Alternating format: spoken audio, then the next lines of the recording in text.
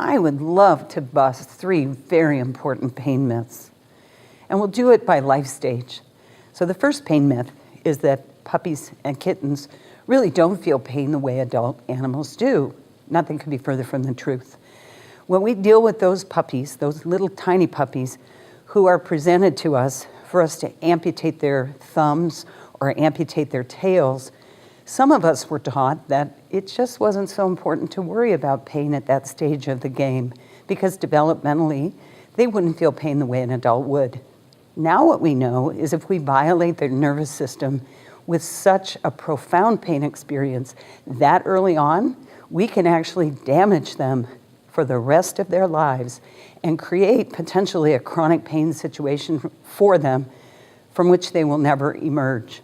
Pain myth number 2 is that when we do our commodity surgeries, ovariectomies, castrations, that our patients are having such a short surgical experience that we don't need to worry so much about just how intense their pain might be at that surgery. So if we do just a little bit for them, that's probably all we need to do. And we certainly don't need to reassess them after the surgery is over. Nothing could be further from the truth.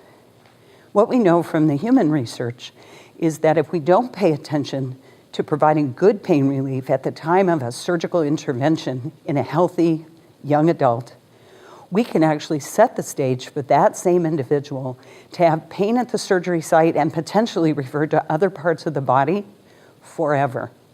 And what it also may do is set the stage that if they need another surgery later on in their lives, they may have a worse pain experience than they would if we had taken care of their pain well at the first surgery. Pain myth number 3 that I'd like to bust is that when our cats and dogs get older, they just slow down. Well, I'm here to tell you that old age is not a disease, and so slowing down isn't about getting old. Slowing down when you are older is about getting pain. So the subtle signs of pain are really important for us as veterinarians to listen for as we're speaking with our clients. The buzzwords or the cues that we'll hear from our clients include some of the following. Well, you know, my lab used to be able to walk 3, 4, 5 miles, but now he kind of peters out after just 1. Or, my cat used to love to sit in the window and look at the birds, but now she doesn't do that so much anymore.